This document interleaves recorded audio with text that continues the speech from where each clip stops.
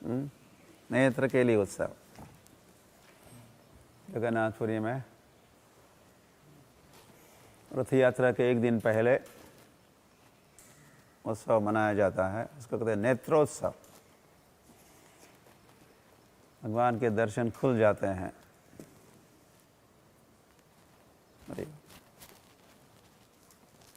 बंद थे जब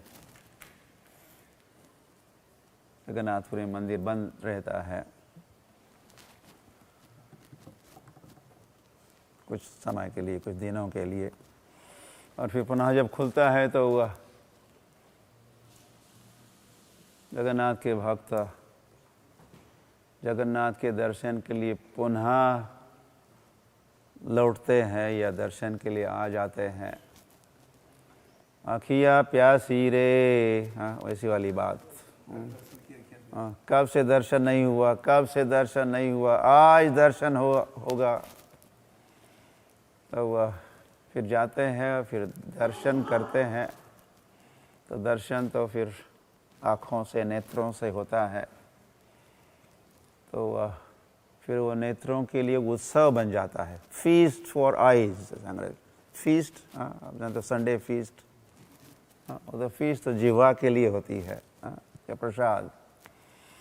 और भगवान का दर्शन ये नेत्रों के लिए उत्सव। और जब कथा होती है तो श्रवण उत्सव, कानों के लिए उत्सव। या हम चलता ही रहता है। तो गोपाल गुरु गोस्वामी का जो भाष्य है हरे कृष्ण महामंत्र के ऊपर, वे भी कहे श्रावय, मुझे सुनाइए, मुझे सुनाइए, हे राधे, हे कृष्ण, हे सीता, हे राम, आपकी लीला जो राधा के साथ या कृष्ण के साथ या सीता के साथ या राम के साथ आपकी लीला, श्रावय, मुझे सुनाइए। तो फिर हुआ श्रवणोत्सव। फिर आगे उन्होंने ये भी कहा है उस भाष्य में, दर्शय, मुझे दर्शन भी दीजिए, मुझे दर्शन भी दीजिए, मुझे दर्शन हो। जगन्नाथ स्वामी नयन पथगामी भवतु मे। तो मैं जहाँ भी देखूं, हे प्रभु आपका मुझे क्या हो, दर्शन हो। तो ये कथा जो है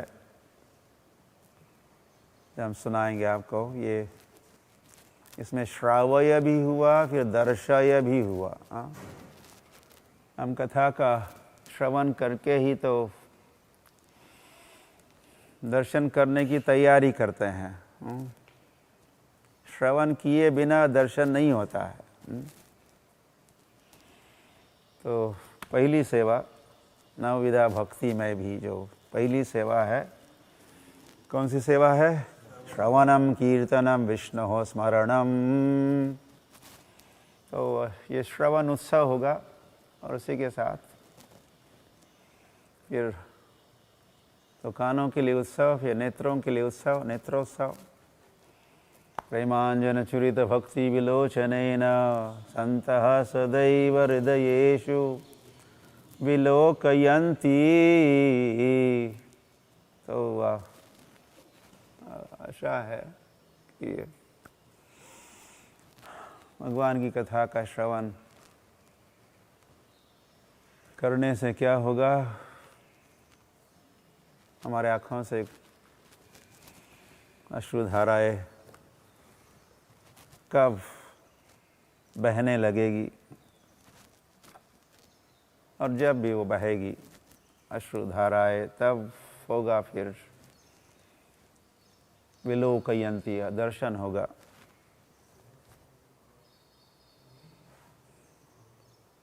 तो ये कथा जो हम सुनाने जा रहे हैं, 7 दिवसीय कथा, ये कथा हमको कथा पहुंचाएगी हमें यह त्रेता युग में पहुंचाएगी। राम की कथा होगी तो कौन से युग में पहुंच गए हम लोग? त्रेता युग में। रुक्मिणी कथा होगी तो कौन सा युग? द्वापर युग में। और नरसिंह भगवान का प्राकट्य होगा तो कौन सा युग? सतयुग में। सतयुग। तो इन 3 युगों का दर्शन, 3 युगों तक हम पहुंच जाएंगे। ये कथा पहुंचा देगी हमें। तो सीता नवमी कब है? कल की परसों है, या कल या परसों है? हाँ, कल है। तो इसीलिए पहले 3 दिवस तो हम लोग राम कथा या सीता राम कथा कहेंगे। या उस कथा का संबंध होगा सीता राम से। सीधी भी नहीं हो सकती, सीधी राम की कथा हो रही है, सीधी कथा की सीता की कथा हो रही है, लेकिन सीता राम से संबंधित कथा होगी। 3 दिवस और फिर 2 दिवसीय कथा होगी रुक्मिणी द्वादशी की कथा। फिर रुक्मिणी द्वारकाधीश की कथा हो सकती है, रुक्मिणी हरण की कथा हो सकती है। और आई थिंक उसी के अंतर्गत हम विठल रुक्मिणी की कथा भी या पंढरपुर महात्म्य भी सुनाने वाले हैं, ऐसा सोचा है। एकादशी के दिन, बीच में एकादशी भी आ रही है, मोहिनी एकादशी, तो उस दिन मैं तो पंढरपुर में ही हूँ, तो पंढरपुर का ही स्मरण करेंगे, पंढरपुर महिमा सुनाएंगे। सम वाटर, थोड़ा पानी। और फिर नरसिंह भगवान की उनका प्राकट्य, और देन लास्ट डे माधवेंद्रपुरी का प्राकट्य दिन है, और राधा रमन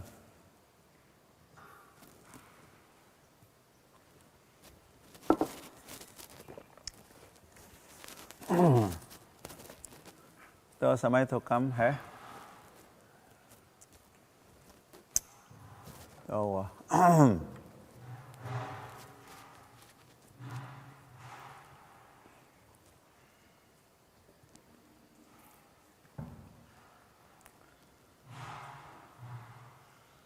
राम की कथा या सीताराम की कथा ये कोई कहानी ही नहीं है, ऐसा मैं कहते रहता हूँ। एक था राजा और एक थी रानी, और उनकी कहानी। कहानी जब कहते हैं, सुनते हैं, कहानी मतलब कोई काल्पनिक भी कहानी हो सकती है,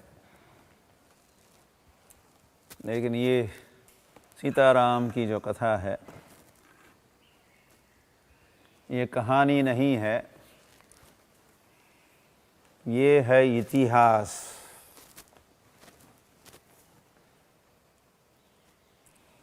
ये घटित घटनाएं हैं।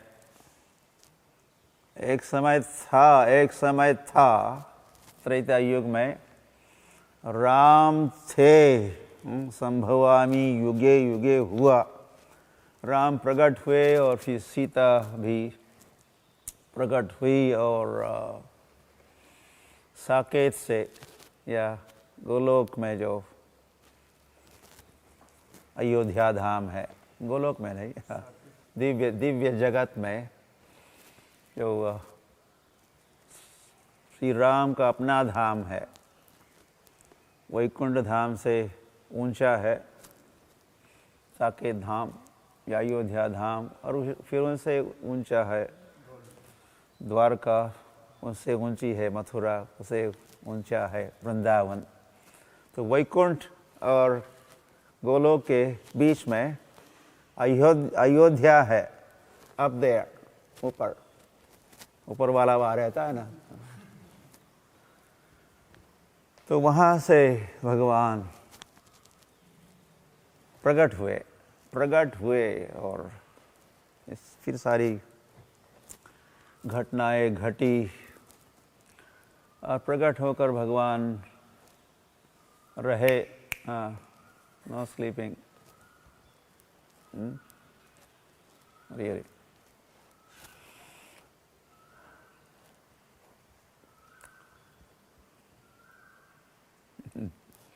तो भगवान इस पृथ्वी पर, इस धरातल पर 11,000 वर्षों तक रहे। 10 सहस्र, आगे क्या, मैं कई बार कहता हूँ, 10 सहस्र 10 शतानि च, इतने वर्ष श्री राम इस पृथ्वी पर रहे। 10 सहस्र मतलब 10 सहस्र मतलब 10,000, और 10 शतानि मतलब और 1,000, 10 शत, तो 11,000 वर्ष श्री राम और फिर सीता भी और उनके अयोध्या से यहाँ प्रकट हुए परिकर भी उनके साथ रहे, अयोध्या में रहे, फिर और कई सारे अरण्य में गए और लंका तक गए, लंका से फिर लौटे विमान में, पुष्पक विमान में बैठकर, और फिर अयोध्या में रहे, अयोध्या के राजा बने, राजा राम। राम की ख्याति कैसी है, क्या कहते, राजा राम। राम कैसे थे, राजा थे, राजा राम, या राजा हो तो राम जैसा, या राज्य हो तो राम जैसा, राम के राज्य जैसा, राम राज्य हो।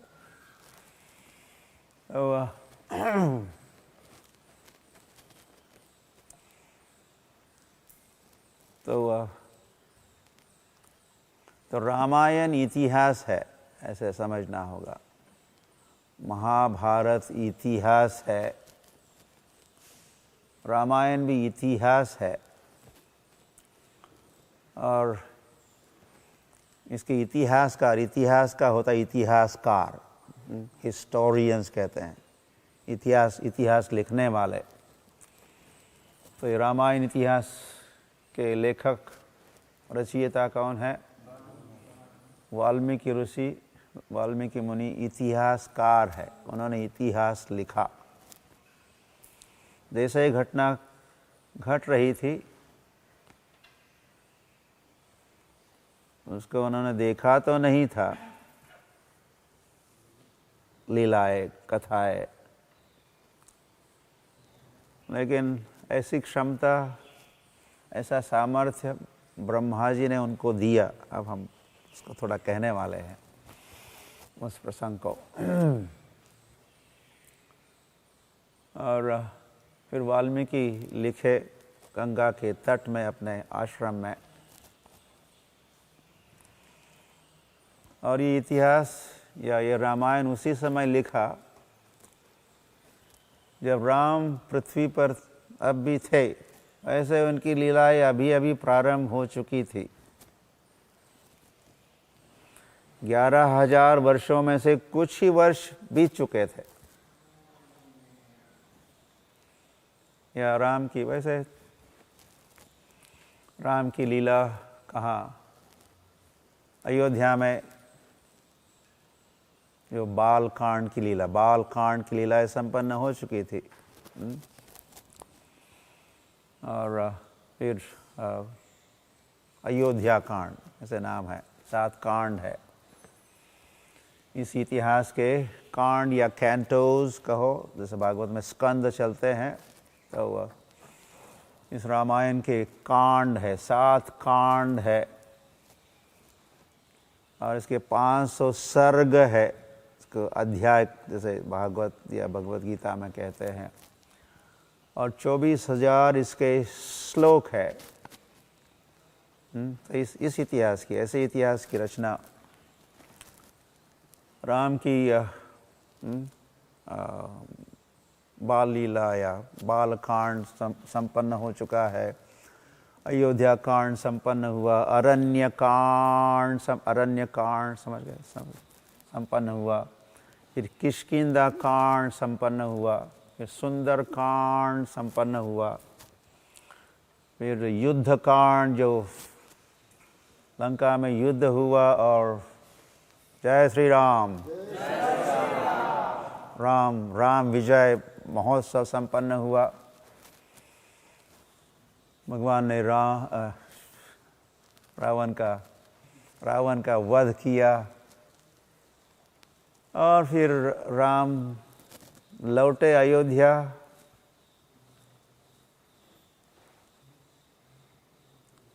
फिर बन गए राजा राम बन गए, और कारोबार जब संभाल रहे थे तो एक समय जब वो भ्रमण कर रहे थे, हो सकता है रात्रि का समय भी हो सकता है, और आप पता लगवाना चाह रहे थे कि दुनिया वाले उनके राज्य कारभार के संबंध में उनके क्या विचार है, क्या चर्चा होती है। तो जब राम विचरण भ्रमण कर रहे थे तो उन्होंने एक बात सुनी। एक धोबी कह रहे हो अपने पत्नी को डांट रहा था। हो सकता है राम ने तो स्वीकार किया अपने पत्नी का, वो राक्षस के संग में रही, और पता नहीं फिर क्या क्या हुआ, अंग संग हुआ नहीं हुआ, जो भी हुआ बहुत कुछ शायद होने की संभावना है या हुआ होगा। उन्होंने तो स्वीकार किया सीता को, लेकिन मैं तुमको स्वीकार नहीं करूंगा। ऐसे कुछ उनके संबंध में कुछ समस्या थी। तुम चले जाओ यहां से, गेट आउट। अपने पत्नी को शायद डांट रहे थे, धमका रहे थे, उसका त्याग कर रहे थे। तो ऐसे वचन राम सुने, तो उसके उपरांत उन्होंने सोचा कि मेरे संबंध में ऐसी टीका टिप्पणी हो रही है, ऐसा दोषारोपण हो रहा है मेरे कार्य और व्यवहार के संबंध में। तो राम ने आदेश दिया, ऐसे लक्ष्मण को कहा, निकालो यहाँ से, भेज दो वन में, इसके साथ मैं नहीं रहूंगा। राम बड़े स्ट्रिक्ट थे,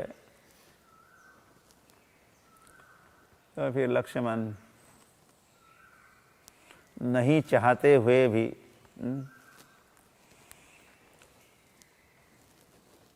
बड़े भाई का आदेश है,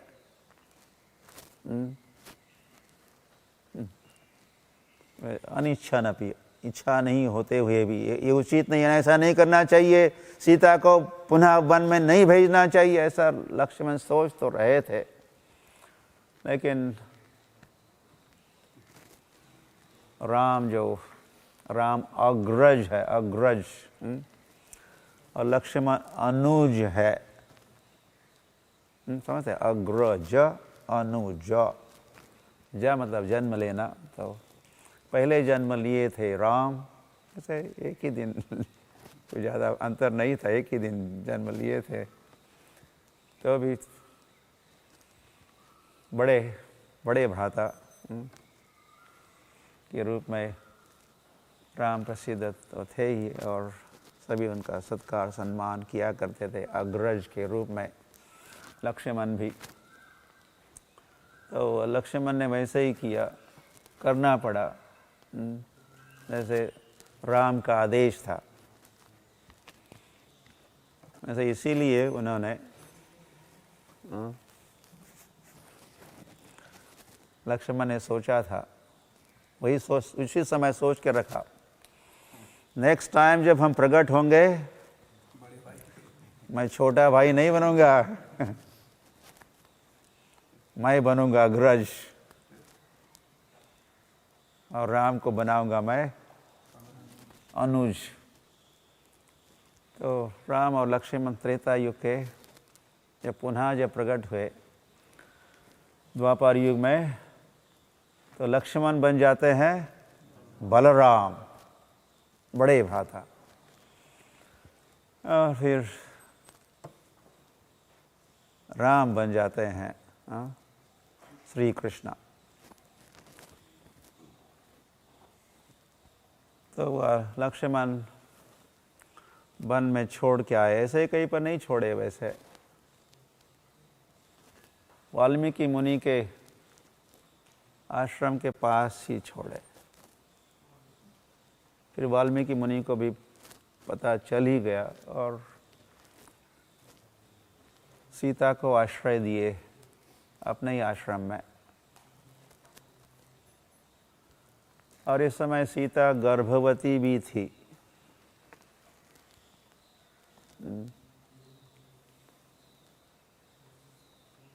जब कयाधु प्रहलाद महाराज की मैया भी जब गर्भवती थी, तब भी दूसरे एक मुनि ने, कौन से मुनि, नारद मुनि ने उनको अपने आश्रम में रखा था। और यह वाल्मीकि मुनि सीता को अपने आश्रम में रखे जब सीता भी गर्भवती थी। और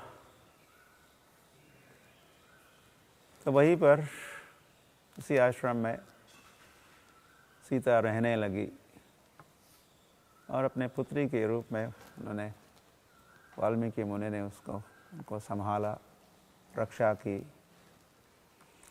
और उसी आश्रम में लव और कुश का जन्म हुआ और लालन पालन भी वही हुआ, दोनों भी, वाल्मीकि मुनि भी और सीता मैया भी लव और कुश का लालन पालन वाल्मीकि मुनि के आश्रम में कर रहे थे।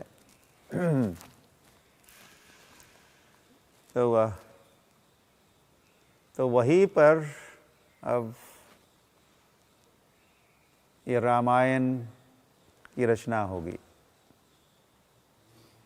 अब लव कुश बालक ही है।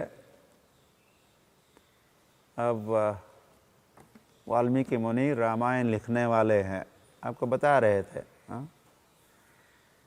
कि बाल कांड हुआ और फिर अयोध्या कांड हुआ, अरण्य कांड हुआ, किष्किंधा कांड हुआ और युद्ध कांड हुआ, और ये उत्तर कांड चल रहा है, 7वां कांड, और जो अंतिम कांड है। और राम अभी अभी वनवास से लौटे हैं।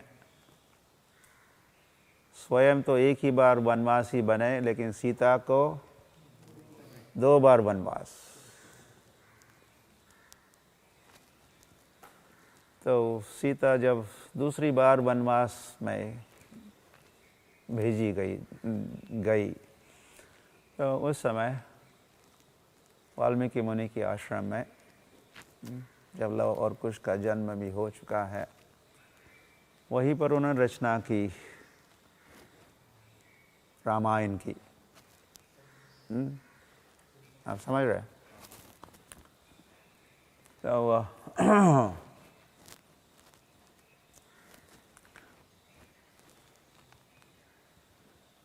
तो रामायण के बाल कांड में, मतलब पहला कांड,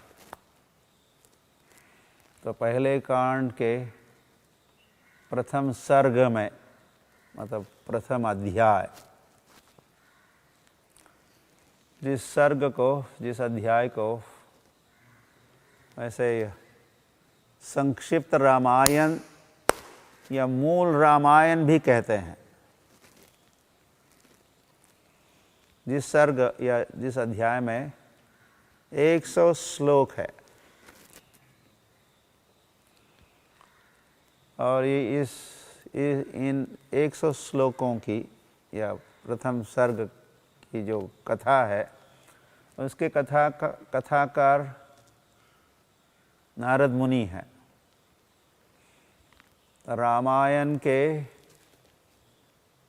मूल रामायण या संक्षिप्त रामायण के कथाकार कौन है? नारद ऋषि है।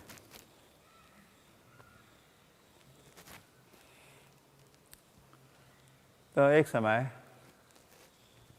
नारद मुनि वाल्मीकि मुनि के आश्रम में आ पहुँचे। नारायण नारायण या जय श्री राम भी कह सकते हैं। नारद मुनि बजाए बिना राधिका रमन, राधा रमन भी गाते हैं, नारायण भी कहते हैं, राम के भी, सीताराम के भी अनन्य भक्त है। तो राम नामों को उच्चारण करते हुए पहुँचे हैं वाल्मीकि मुनि के आश्रम में।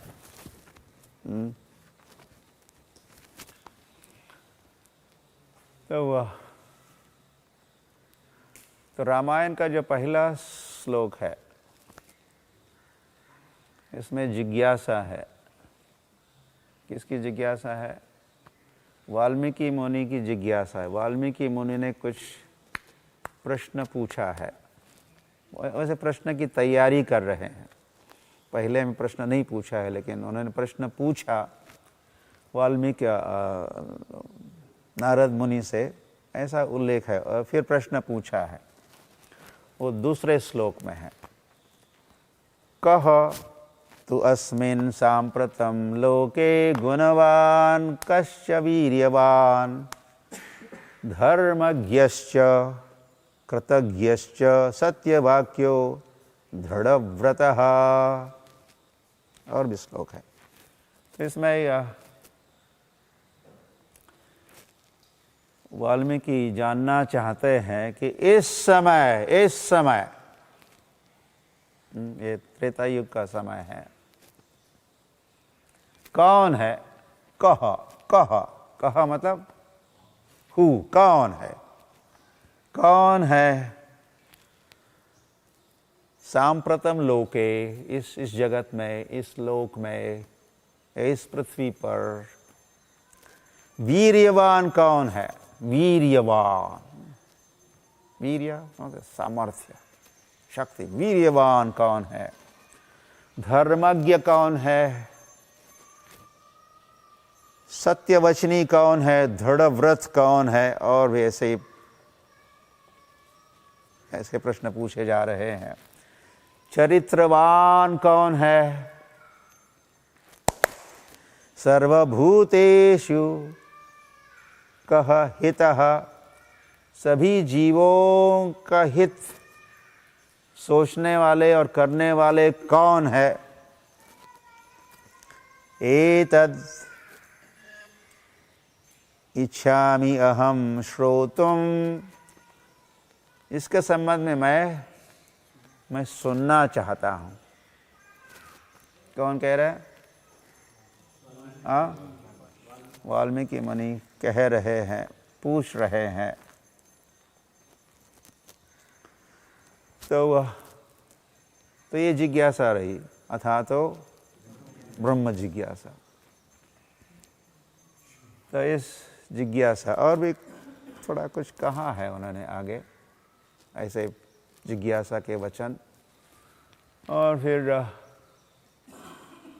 नारद उवाच, नारद अब उसका उत्तर देंगे। उत्तर का जो पहला वचन है उन्होंने कहा, एक तो कहा सुनो श्रूयताम, इक्ष्वाकु वंश प्रभवो रामो नाम जनैः श्रुतः। इक्ष्वाकु वंश, जिनके बारे में आप पूछ रहे हो, कौन है? ऐसा कौन है? वैसा कौन है? वीर्यवान कौन है? धृतवान कौन है? कृतज्ञ कौन है? अरे मुझे ताली बजानी पड़ रही है। जब गौरव होता है तो साथ में ताली बजती है लेकिन मेरी ताली का उद्देश्य हरी हरी, ताकि आप राम का गौरव गाथा को सुनोगे। कुछ प्रयास करो, प्रयास करने से तो सीधे बैठो like a योगी। श्रवण के समय फिर जप है या कथा है, योगी जैसा, भक्ति योगी जैसा बैठने से फिर उत्सव होगा, करुणोत्सव, श्रवणोत्सव। तो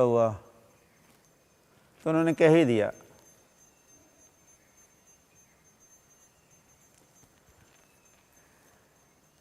कि वे है श्री राम। वे कौन है? वे जय श्री राम।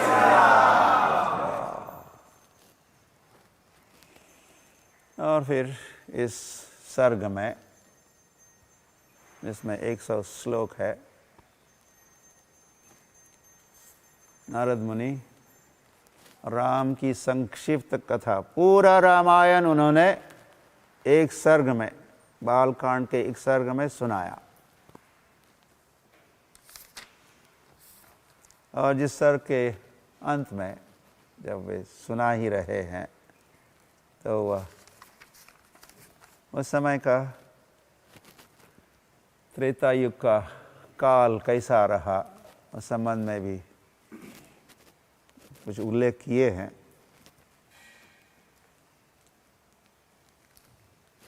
कली काल कैसा है, कैसा हाल है, बड़ा बुरा हाल है।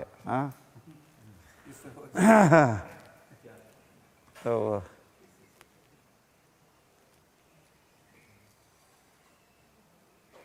हरी हरी, लेकिन या त्रेता युग कुछ और ही जमाना, और ही स्थिति परिस्थिति थी। हर युग में अलग अलग परिस्थिति होती है हर दृष्टि से।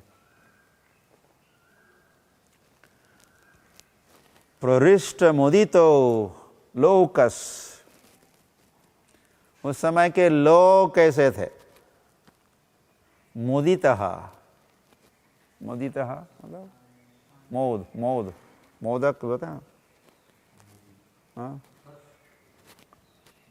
हर्ष, मोदक लड्डू माहिती आहेत ना,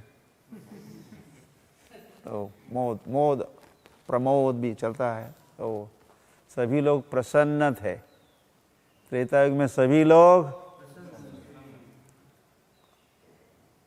उनके चेहरे पर उल्लास, उत्साह। और अभी क्या है? उदास है। उल्लास नहीं है, उदासीनता। तुष्टः, लोग संतुष्ट रहा करते थे, संतुष्ट, उनका मन प्रसन्न, मन संतुष्ट। पुष्टः, पोषण का, पोषण के साधन भी उपलब्ध थे। सुधार्मिकः, सभी लोग कैसे थे? सुधार्मिकः, धार्मिक थे। निरामयः, आमय मतलब रोग या सूक्ष्म रोग, जिसको वह आधि भी कहते हैं। आधि एक होता है व्याधि, दूसरा होता है आधि। आगे लिखा भी है, रोगमयो ही अरोगश्च, मतलब रोगी नहीं थे, मतलब व्याधि से ग्रस्त नहीं थे। कोरोना वायरस नहीं हुआ करता था,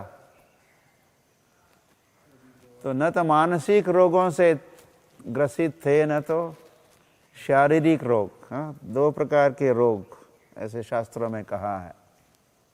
हाँ, मेंटल इलनेस और फिर फिजिकल।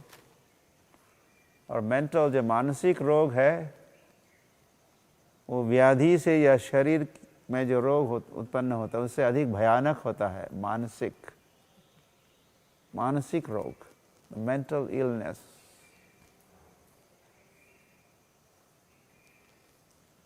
कहते कि अमेरिका के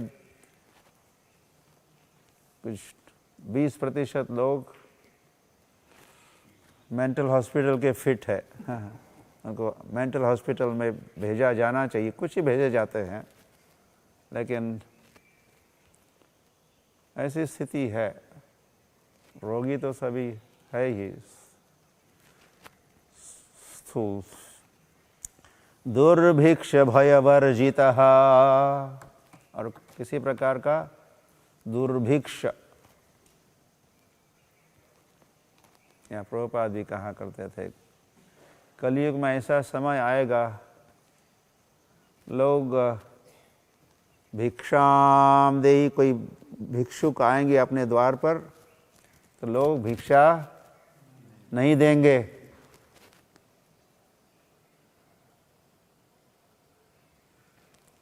या द्वार पर आएंगे तो वह साइन नहीं होगा। कौन सा साइन? अतिथि देवो भव, ऐसा नहीं साइन होगा। क्या होगा? कुत्तों से, मतलब लोग दानी नहीं होंगे। मन की भी ऐसी स्थिति होगी और समृद्धि भी नहीं होगी, तो देने की क्षमता भी नहीं है। ऐसा प्रभुपाद कलयुग के जमाने का वर्णन करते हुए प्रभुपाद कहा करते थे, दुर्भिक्ष। लेकिन वो जमाना दुर्भिक्ष भयवर्जितः, लोग ऐसे नहीं हुआ करते थे, दानी हुआ करते थे। न पुत्र मरणम केचित् द्रक्ष्यन्ति पुरुषः क्वचित्। ऐसा नहीं हुआ कि पिताश्री की उपस्थिति में पुत्र का मरण, पुत्र की मृत्यु हुई। ऐसा उल्टा सुल्टा नहीं होता था। पहले किसकी बारी मरने की? जो बड़ों की पहले बारी। उस क्रम से पहले बड़े मरेंगे, फिर छोटे के बड़े होंगे तो फिर वे भी मरेंगे। लेकिन पुत्र का मरण पिता की उपस्थिति में नहीं होता था।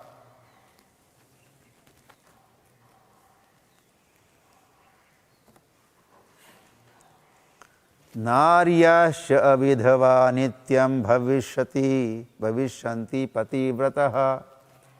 और नारियां भी नित्य पतिव्रतः भविष्यन्ति, सदा के लिए पतिव्रता। वैसे पतिव्रता तो मतलब पति भी फिर पहले पति चले जाएंगे। स्त्रियों की उम्र कम होती है ना, पति पत्नी में अधिक उम्र वाले कौन होते हैं? पति होते हैं। तो वे आगे बढ़ेंगे, फिर पत्नी की बारी। तो अविधवा स्त्रियां नहीं होती थी।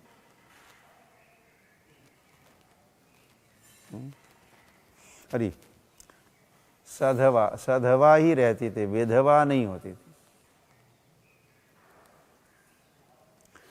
किंचिदपि ज्वरम कृता तथा, और कभी भी किसी को बुखार नहीं आता था। ज्वर, ताप मतलब ज्वर। ये कोरोना वायरस का लक्षण क्या है?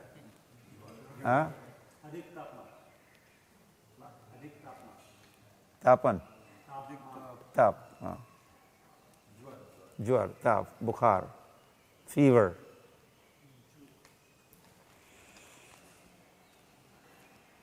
लेकिन त्रेता युग में किसी को बुखार ही नहीं आता था।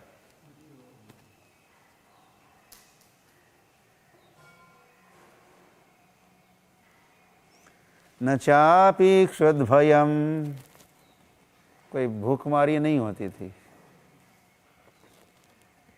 आजकल कई सारे भूख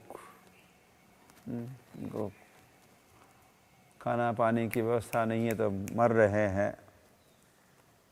तस्करम न तस्करम भयम तथा, चोर वगैरह नहीं होते थे, चोरी नहीं होती थी। आजकल गार्ड्स बिजनेस बढ़ गया, जहाँ था गार्ड्स, हाँ। तो त्रेता युग में गार्ड की जरूरत नहीं हुआ करती थी, ना तो ताला फैक्ट्री, लॉक्स,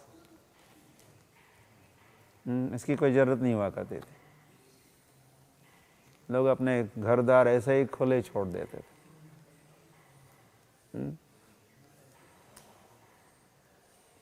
ये सब ऐसा होता था, ऐसा हो चुका है। ये इतिहास है। ये क्या है? This is history.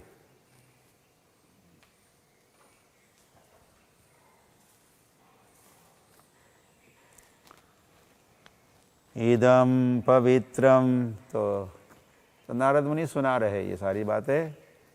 नारद मुनि सुना रहे हैं। किसको सुना रहे हैं? वाल्मीकि मुनि को सुना रहे हैं, जिसको अब हम सुन रहे हैं। कितना पुराना इतिहास है ये? 9 लाख, 9-10 लाख वर्ष पुरानी बातें हैं। लेकिन पुराणमपि नवम, बातें तो पुरानी है लेकिन पुरानी नहीं होती ये बातें। पुराण की बातें या महाभारत की बातें या रामायण की बातें प्राचीन या पुरानी होते हुए भी कैसी रहती है? ताज़ी रहती है। ये आज की ताज़ी खबर। कल जो अखबार में छपा था, कल जो छपा था यस्टरडे, आज के लिए वो बासा बेकार हो गया। कूड़ा करकट के डिब्बे में इसको डाल देते हैं। लेकिन ये खबर कब की खबर है? 9-10 लाख वर्ष पुरानी खबरें हैं। लेकिन आज भी ताज़ी है, फ्रेश, और सदा के लिए ताज़ी रहेगी। आगे लिखा, अगर वहाँ तक पहुँच जाएंगे तो आगे लिखा है। तो ऐसा हमारी समझ या ऐसा विश्वास, श्रद्धा होनी चाहिए जब हम सुन रहे हैं ये शास्त्र, रामायण, तो सही समझ के साथ, श्रद्धा के साथ इसको समझेंगे तो फिर क्या होगा? इदं पवित्रं पापघ्नं पुण्यं वैदेश्य सम्मितं य पठेत् रामचरितं सर्वपापै प्रमुच्यते। नारद मुनि कहे, जो भी इस रामायण का पाठ करेगा, श्रवण करेगा, श्रवण उत्सव सप्ताह में इसको सुनेगा, तो फिर क्या होगा उसका? पापघ्नम, पाप का विनाश करेगा। हरिबो। पुण्यम, ऐसा ये पुण्य कथा है। पुण्य श्रवण कीर्तन, और श्रवण करता भी बनेंगे, फिर पुण्यात्मा बनेंगे। पुण्याची गणना कोण करी, हरिमुखे मना, हरिमुखे मना, या फिर हरिमुखे जय जय राम कृष्ण हरि, जय जय राम कृष्ण हरि। मणा मणा कहो, या फिर राम की कथा को सुनो, रामायण सुनो। अब सीता नवमी आ रही है तो सीता राम की कथा का श्रवण करो।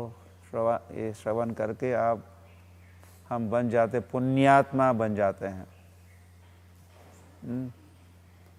बहुत ऊंचा पुण्य कृत्य है ये। ऐसा कृत्य करेंगे तो फिर बहुत सुकृतांची जोड़ी, म्हणून विठ्ठल आवड़ी। फिर भगवान में हमारा प्रेम उत्पन्न होता है। सीताराम में प्रेम उत्पन्न होगा। रामचरितम पाप सर्व पापै प्रमुच्यते, सब पापों से व्यक्ति मुक्त होगा। हरि हरि। हुआ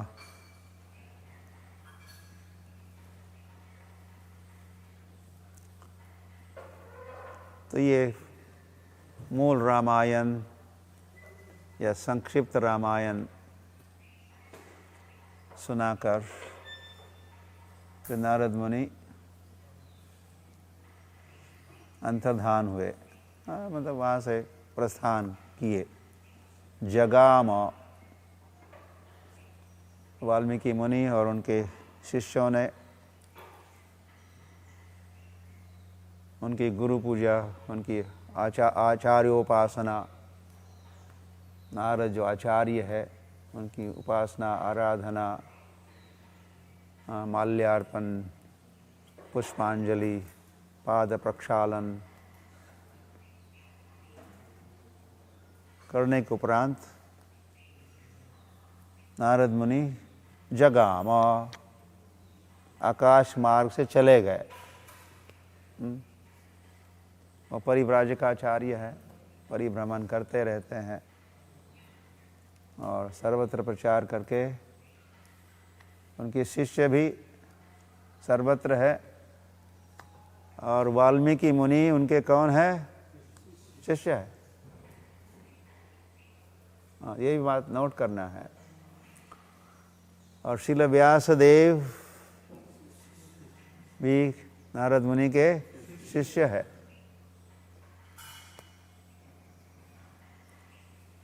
तो श्रीमद् भागवत के रचना के पहले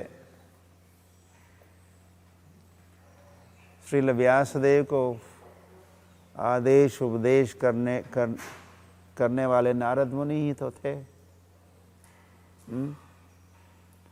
श्रील व्यासदेव और भी कुछ ग्रंथ लिखे तो थे, बहुत सारे ग्रंथ लिखे थे, तो भी प्रसन्न नहीं थे। तो फिर नारद मुनि ने उनको आदेश उपदेश किया और फिर श्रील व्यासदेव ग्रंथराज श्रीमद् भागवतम की रचना किए। तो वैसे ही यहाँ हो रहा है, तद्वत वैसे ही ये रामायण ग्रंथ की रचना के पहले वाल्मीकि मुनि के गुरु महाराज आचार्य नारद मुनि, मुनि पुंगव,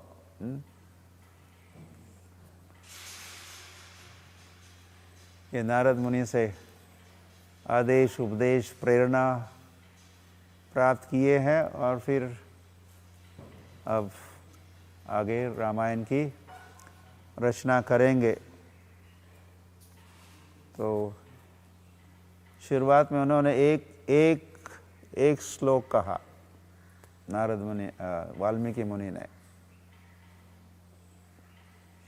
पहले कभी श्लोकों की उन्होंने रचना नहीं की थी। किसी श्लोक का स्वयं के रचना और प्रेरणा से, स्वयं की प्रेरणा से कोई रचना उन्होंने पहले कभी नहीं की थी श्लोकों की। लेकिन एक दिन अचानक कुछ घटना प्रसंग घटता है। दो पक्षी और क्रौंच और क्रौंची, उनका जब मिलन हो रहा था या एक दूसरों से उनका प्रीति समागम चल रहा था, तो एक आ गया निषाद, शिकारी आया बाण से नर को, क्रौंच को केवल घायल ही नहीं किया, उसको तो वध ही किया। तो बेचारी जो मादा या क्रौंची थी बड़ी व्याकुल हुई, वो अपने पति नहीं रहे। ये दृश्य शिकारी का जो कृत्य रहा, पशु का वध करने का कृत्य, वाल्मीकि मुनि देख रहे थे। और जब देखा तो उन्होंने कहा ए! तो शिकारी को उन्होंने शाप दिया, और शाप देते समय शाप का वचन उनके मुख से निकला। वैसे वो शोक कर रहे थे, शोकाकुल वे स्वयं भी थे वाल्मीकि मुनि। तो शोक करने वाले वाल्मीकि मुनि के मुख से श्लोक निकला। कर रहे थे शोक और निकला श्लोक। मा निषाद प्रतिष्ठां त्वम अगमः शाश्वतिः समः यत् क्रौंची मिथुनादेकम् अवधिः काममोहितम्।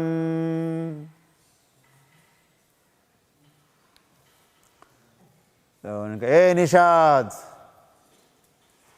मुझे नित्य निरंतर, तुझे नित्य निरंतर कभी भी शांति न मिले, सदा के लिए तुम अशांत रहोगे, क्योंकि तूने इस क्रौंच के जोड़े में से एक की जो काम से मोहित हो रहा था, बिना किसी अपराध के ही हत्या कर डाली। इसीलिए मैं शाप देता हूँ, तुम सदा के लिए अशांत रहो, परेशान रहोगे। ये क्या 7:30 का सिग्नल है?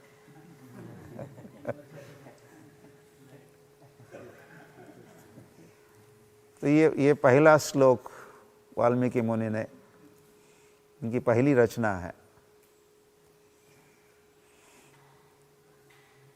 और यहाँ पर ये जो यहाँ तो क्रौंच और क्रौंची के मध्य में जो भी उनका स्नेह या काम से आतुर थे, और एक का वध हुआ, और इसी का संबंध वैसे राम और सीता का जो जोड़ी है, तो वो जो रामायण पर भाष्य लिखने वाले आचार्यगण ऐसा समझाते हैं। प्रसंग तो और ही कुछ हो रहा है, लेकिन भविष्य में नहीं, जो हो चुका है, जब ये तो सीता का अपहरण हुआ, बढ़िया से विचरण कर रहे थे अरण्य कांड में के दरमियान, उनकी लीलाएं संपन्न हो रही थी सीता राम की। फिर तो यहाँ जो निषाद है, शिकारी है, राम की लीला में कौन है? वो रावण है। उसने सीता का वध तो नहीं किया है, लेकिन अपराध तो किया, अपहरण तो किया, और राम को इतना दुख दिया, विरह की व्यथा से ग्रस्त किया। तो इस घटना से ये क्रौंच और क्रौंची का के मध्य में जो हो रहा था स्नेह, हाँ क्या खोल नहीं रहा तो हुआ। तो ये श्लोक जो शोकाकुल वाल्मीकि मुनि ने जो ये श्लोक कहा, ये बेस बन जाता है, आधार बन जाता है। इसी पर आधारित फिर आगे रामायण की रचना होती है। तो फिर समझाएंगे कल। संभावना है कि इसी को आगे बढ़ाएंगे। वाल्मीकि मुनि की ब्रह्मा के साथ मुलाकात होने वाली है और फिर ब्रह्मा उनको आदेश देने वाले हैं, तुम रामायण की रचना करो।